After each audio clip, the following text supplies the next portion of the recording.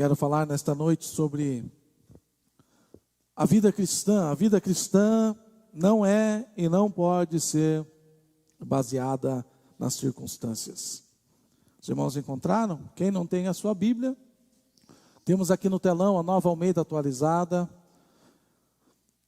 Vamos ler: os gentios, ouvindo isto, se alegravam e glorificavam a palavra do Senhor. E creram todos os que haviam sido destinados à vida eterna. E a palavra do Senhor se espalhou por toda aquela região.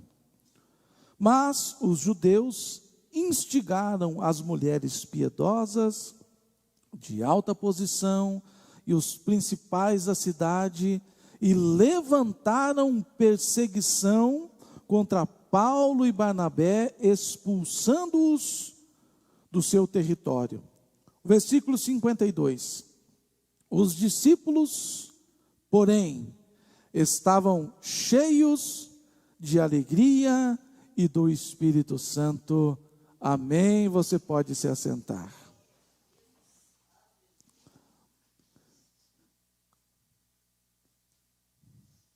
Irmãos, o texto que nós lemos aqui está falando sobre Paulo e Barnabé na cidade de Antioquia. E eles chegaram para anunciar o Evangelho.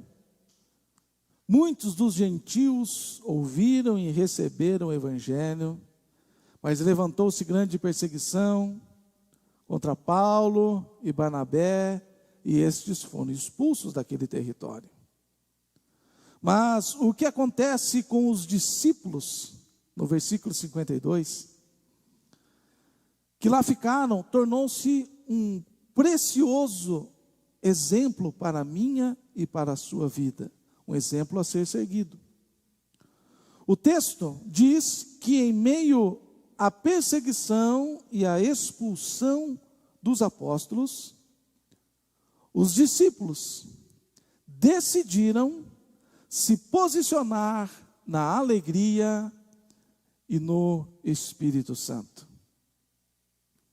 Então, aqueles discípulos de Antioquia nos ensinaram que a vida cristã não é e nem pode ser pautada, baseada, estabelecida, guiada pelas circunstâncias. Nós vamos, nesta noite, nos dedicar pelo menos 3 pontos importantes deste texto, do versículo 52, para que a gente possa provar biblicamente que a vida cristã não depende das circunstâncias.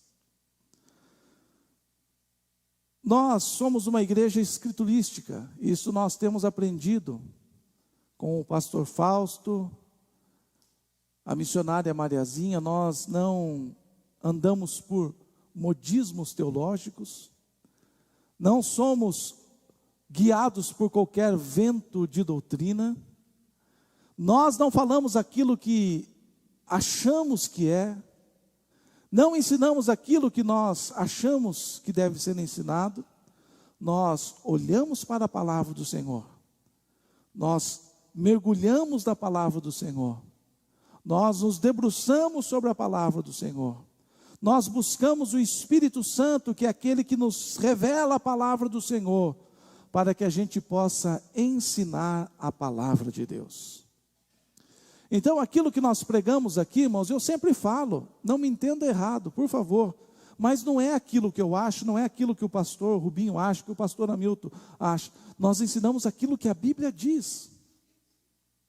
Eu sempre conto aqui que, algum tempo atrás, uma pessoa chegou para mim e falou: pastor, é um assunto que está na moda e muito polêmico, e que não podemos falar abertamente, né? Mas ele falou assim: o que você acha desse assunto? Eu falei: você quer saber a minha opinião ou quer saber o que a Bíblia diz? Porque eu falei: tem uma diferença grande. A minha opinião não vale muita coisa, mas o que a palavra diz é verdadeiro. Então, a minha opinião eles podem calar, mas a palavra do Senhor eles não podem calar. A minha opinião eles podem fazer com que eu não a fale, mas a palavra do Senhor às vezes a igreja fica preocupada, estão querendo reescrever a Bíblia. Pode reescrever, pode tirar o que quiserem tirar, pode escrever do jeito. A Bíblia continua a Bíblia, mesmo que naquele livro que eles imprimirem, não estiverem lá os versículos, eles continuam verdadeiros, levando para o céu ou levando para o inferno. Palavra do Senhor é a palavra do Senhor. É por isso que essa igreja está aqui há 50 anos.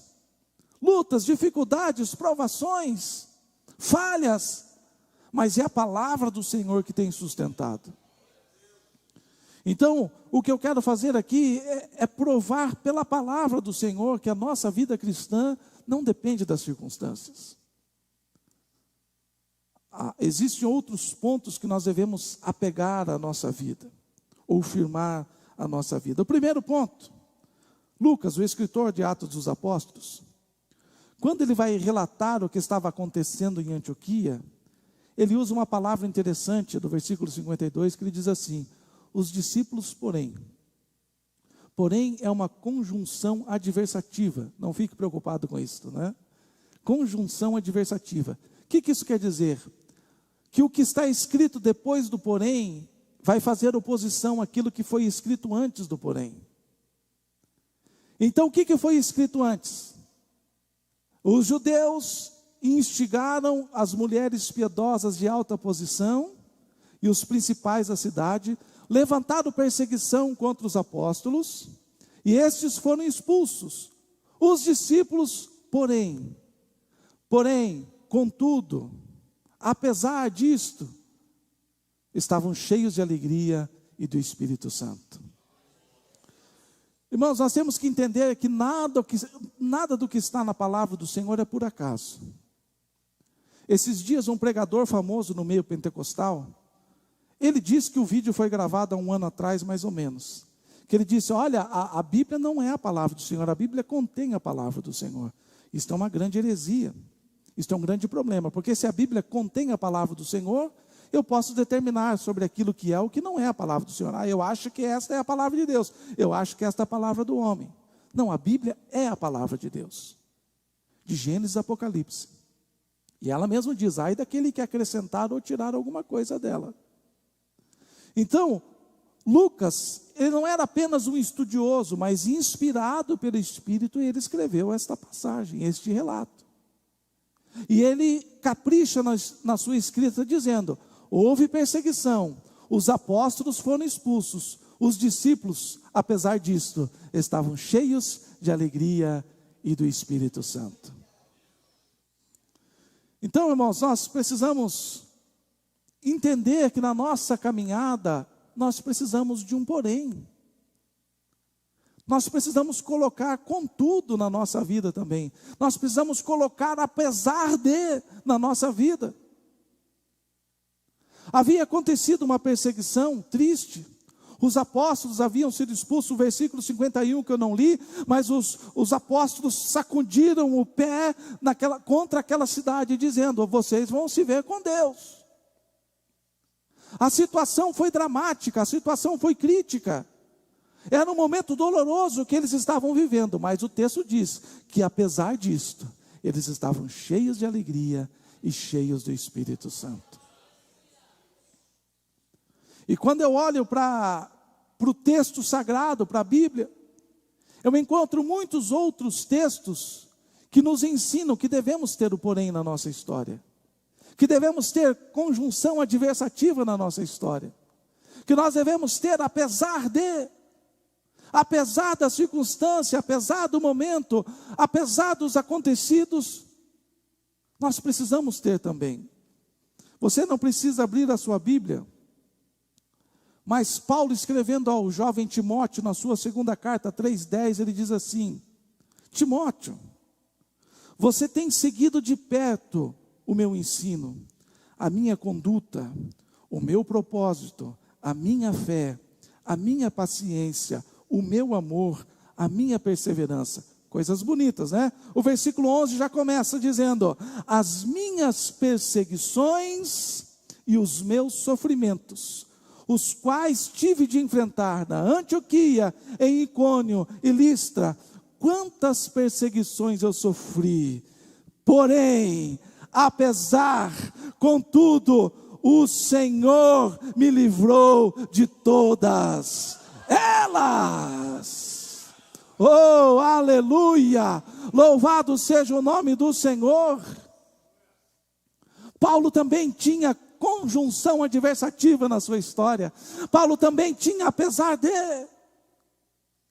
Paulo está dizendo: Timóteo, você tem acompanhado de perto, você sabe do meu sofrimento, você sabe da minha perseguição, você sabe tudo que eu tenho sofrido, mas apesar disto, o Senhor tem me livrado de todas elas. Paulo está ensinando ao jovem Timóteo, dizendo: Timóteo, você também está passando aí por uns problemas. Qual era o maior problema de Timóteo? É que ele era jovem. E os judeus não gostavam de um jovem liderando.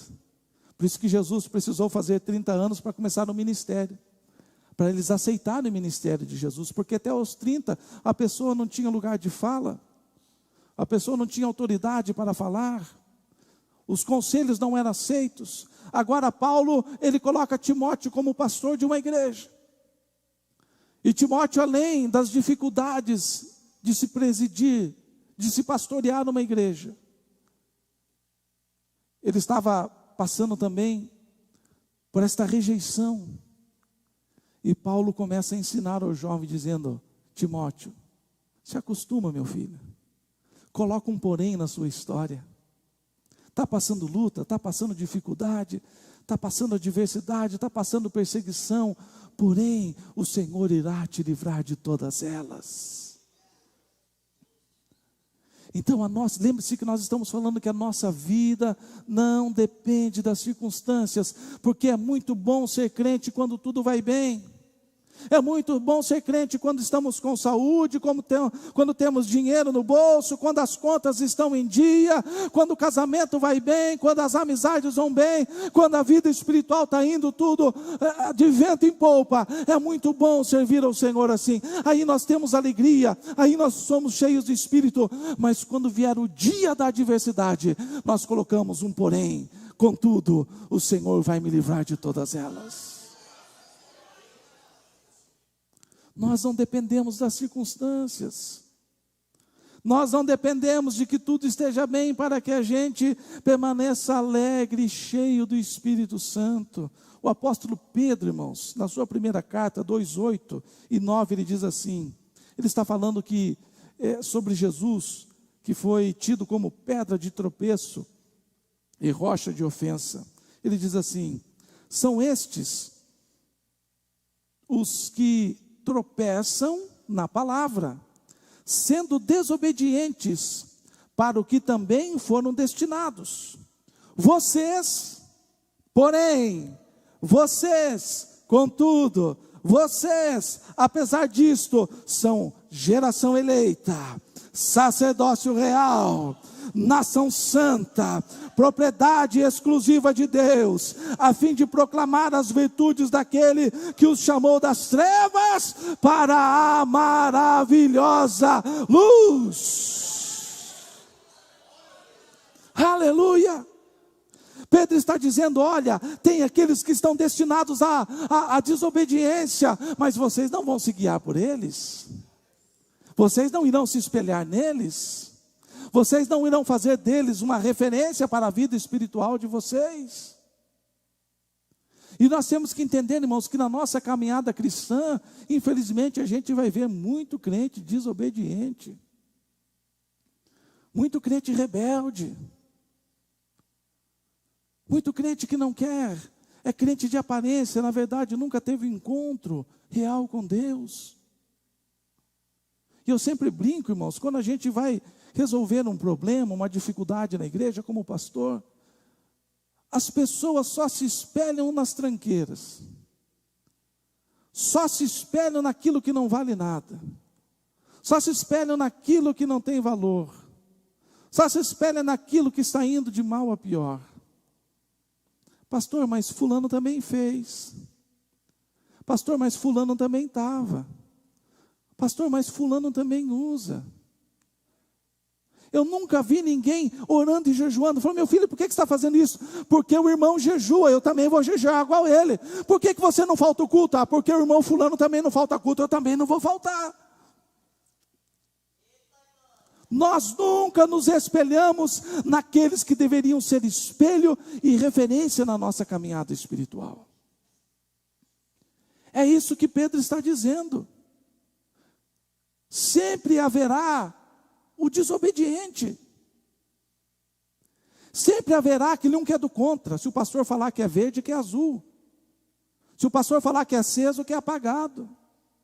E se o pastor muda de ideia, muda na hora mesmo. Não, agora eu quero o contrário. Sempre haverá aquele que não acredita na doutrina. Sempre haverá, mas não estou falando apenas dessa igreja. Qualquer igreja que você for, qualquer denominação, igreja pequena ou igreja grande. É por isso que Pedro está advertindo, olha, tem os desobedientes, sempre haverá o desobediente, vocês, porém, são geração eleita, vocês são sacerdócio real, vocês são nação santa, povo de propriedade exclusiva de Deus, aleluia. Então qual que é a posição do crente diante dessas coisas? Se posiciona no porém. Existem desobedientes, existe, porém eu não estou nesse grupo. Existem aqueles que foram destinados à obediência, contudo, apesar disto, eu sou geração eleita, eu sou sacerdócio real, eu sou nação santa, eu sou propriedade exclusiva de Deus, oh aleluia, louvado seja o nome do Senhor. O escritor aos Hebreus 10, 38, ele também tem um porém. Ele diz assim, mas o meu justo viverá pela fé, e se retroceder dele, a minha alma não se agradará. Nós, porém, não somos daqueles que retrocedem para a perdição. O que o escritor aos Hebreus está dizendo? Olha, sempre haverá aquele que volta atrás.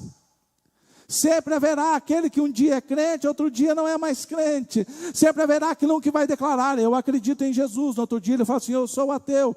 Sempre haverá aqueles que voltam atrás, que desistem da caminhada.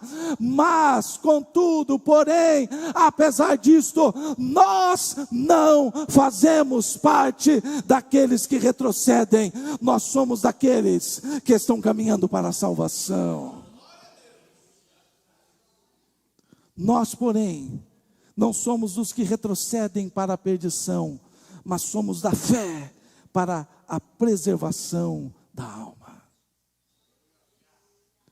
Então, o primeiro ponto que nós temos que entender, irmãos, lembre-se que nós estamos dizendo que a vida cristã não depende das circunstâncias da vida.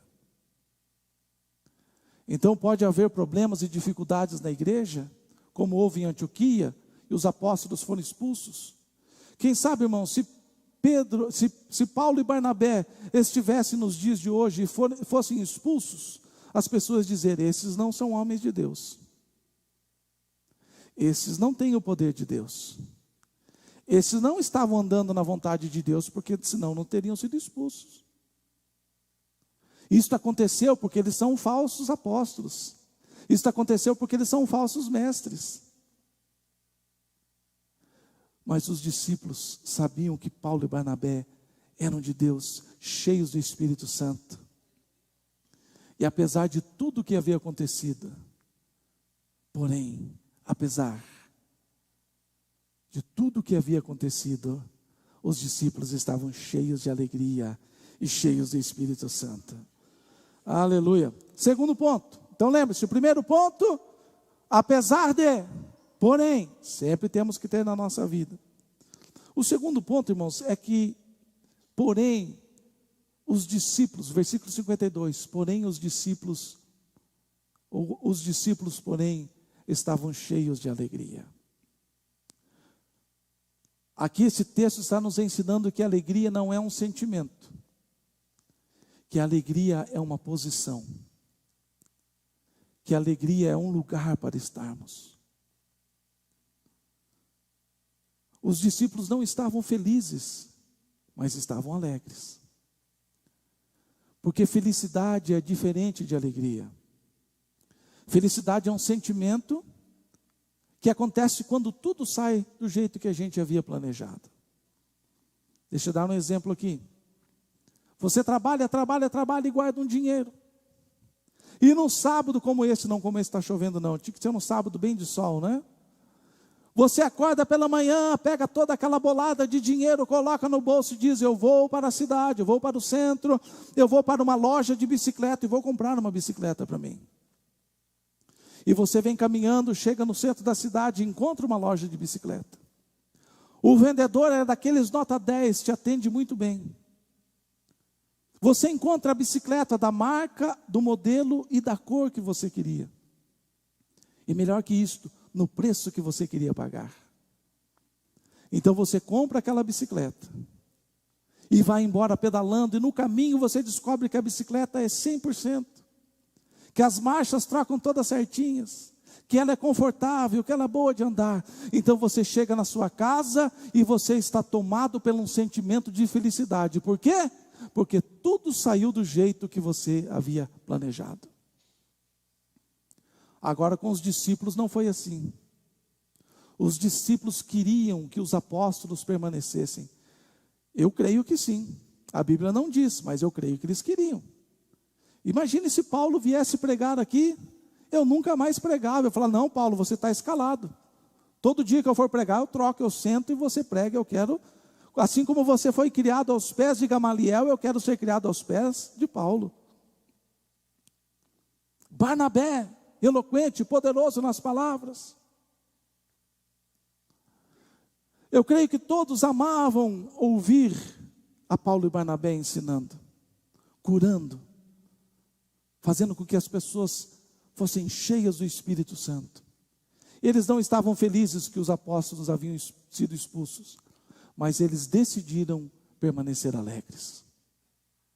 Nós não estamos felizes, mas estamos alegres. Porque a alegria é uma posição. A alegria é uma decisão que nós devemos tomar. Os discípulos, porém, estavam cheios de alegria. É interessante que o apóstolo Pedro, vou falar novamente dele, primeira carta, 4,13, ele diz assim: pelo contrário, irmãos, alegrem-se na medida em que são coparticipantes dos sofrimentos de Cristo, para que também na revelação da sua glória, vocês se alegrem exultando. O que Pedro está dizendo? Para que nós sejamos alegres em sermos coparticipantes dos sofrimentos de Cristo. Aqui não está falando de prosperidade, aqui não está falando de milagres, aqui não está falando de curas, aqui não está falando de mover do Espírito Santo sobre a vida das pessoas. Jesus disse: olha, vocês se preparem, porque se fizeram com o mestre, se me perseguiram, se eu passei por aflições, vocês se preparem também. É interessante que os apóstolos haviam entendido isso, porque certa feita eles foram presos, açoitados, e eles voltaram, quando eles foram libertos ali do sinédrio, eles voltaram alegres, porque haviam sido achados dignos de serem açoitados, de sofrerem por causa do nome de Jesus Cristo. Então a vida cristã não é só quando as coisas saem do jeito que você quer. A alegria da vida cristã não é só quando as coisas estão indo conforme o seu planejamento. Pedro está dizendo: olha, pelo contrário, porém, contudo, todavia, apesar de todo o sofrimento, alegre-se, aleluia. Então ele está dizendo que a alegria não é um sentimento, a alegria é uma decisão. A alegria é uma posição. Se você está sofrendo pelo nome do Senhor, mantenha-se alegre. Alegre-se. Oh, aleluia. Paulo, escrevendo a Filipenses 4,4, ele diz assim: alegre-se sempre no Senhor. Outra vez vos digo, alegre-se. Paulo não está dizendo assim, ó, alegre-se quando vocês forem batizados com o Espírito Santo. Alegre-se quando vocês colocarem a mão sobre o enfermo e ele for curado. Alegre-se quando Deus dê a casa que vocês estavam pedindo. Alegre-se quando vocês conseguirem comprar o carro que vocês estavam orando tanto.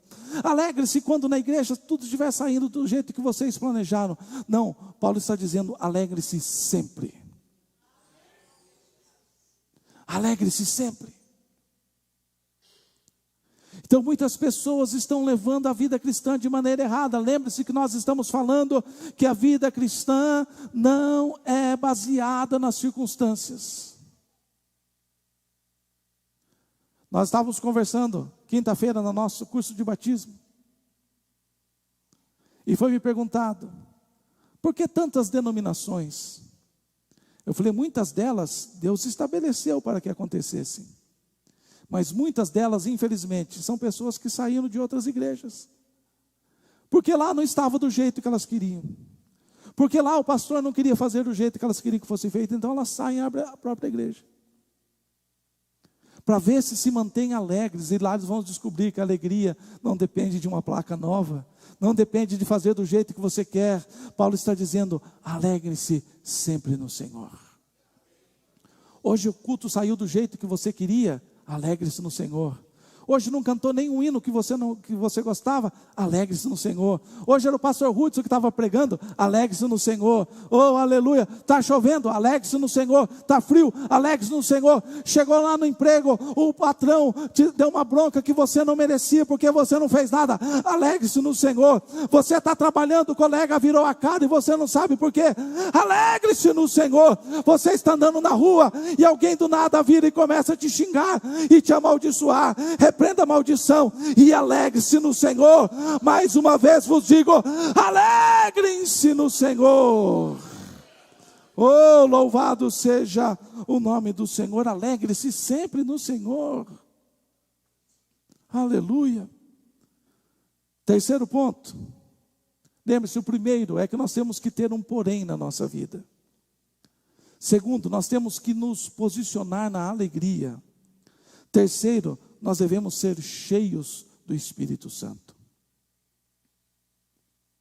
Os discípulos estavam sem os apóstolos, mas estavam cheios de alegria e cheios do Espírito Santo. É o versículo 52 que nós lemos.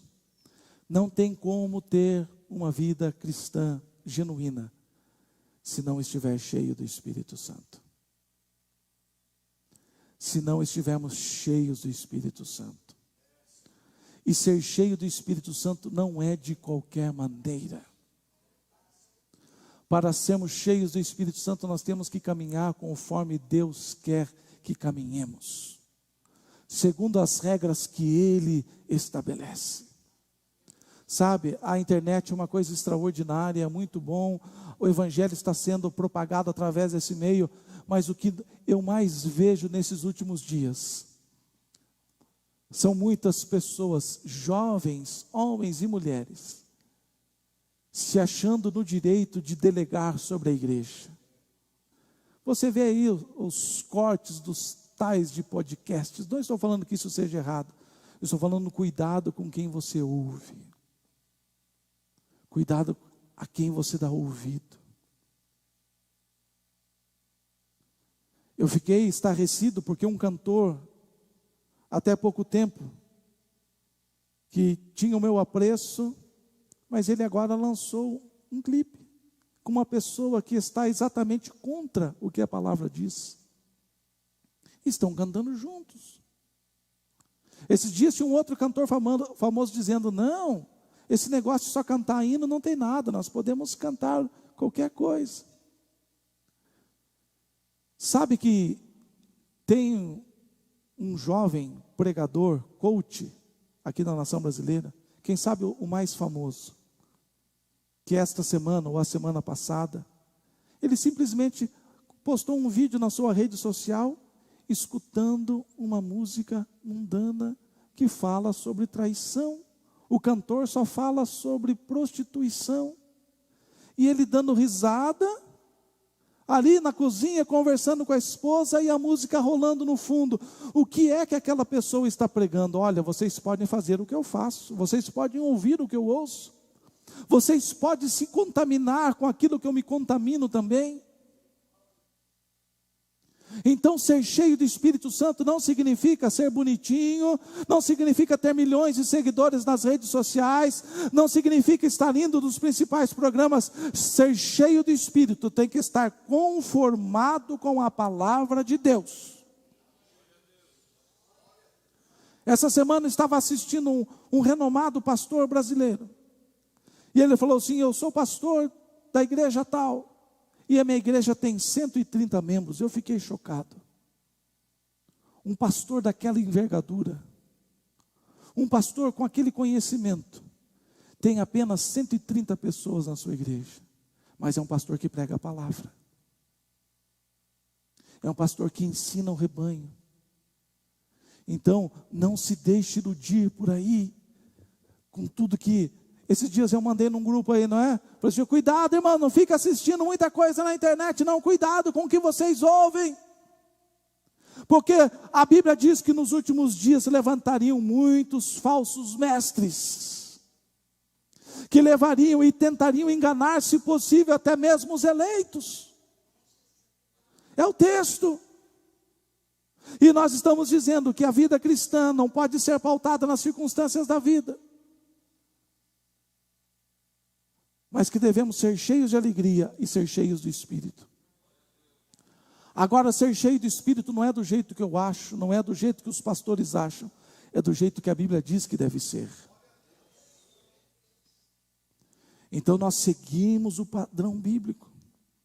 É interessante que a igreja começa cheia do Espírito Santo.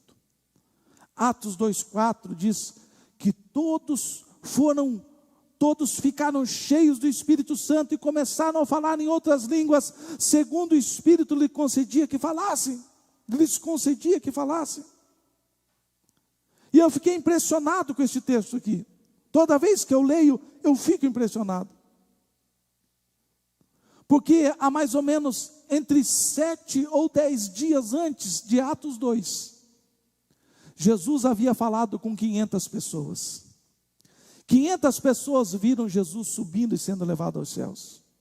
E qual foi a última instrução de Jesus para aqueles 500? Ficar em Jerusalém. Fiquem em Jerusalém até que vocês sejam cheios do Espírito Santo. Mas agora lá em Atos 2, de 7 a 10 dias depois. Uns dizem que é 7, outros dizem que é 10 dias depois. No dia do Pentecostes. A Bíblia diz que estavam todos reunidos, todos os 500 não, 120, porque 380, já tinham dado no pé. Todos ficaram cheios do Espírito Santo e começaram a falar em outras línguas. O que é que nós precisamos entender, irmãos? Mesmo que a maioria não entenda, mesmo que a maioria dos crentes não entendam, mesmo que a maioria dos crentes não entenda a necessidade de ser cheio do Espírito Santo, mesmo que a maioria dos crentes volte atrás, mesmo que esta geração comece a dizer que é chato, que é careta, que é cafona ser cheio do Espírito, decida ser cheio do Espírito. Porque ser cheio do Espírito também é uma decisão nossa.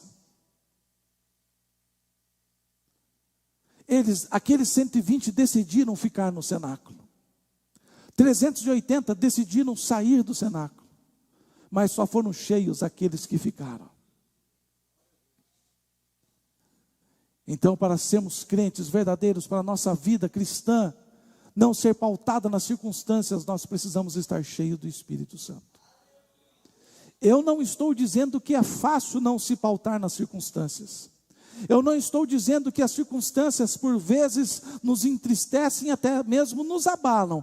Mas se nós estivermos posicionados na alegria, e se nós estivermos posicionados no Espírito Santo de Deus, a alegria não vai sair, aleluia, e nós não iremos retroceder com os que retrocedem, mas permaneceremos cheios do Espírito Santo de Deus. Para encerrar, Atos 4:31.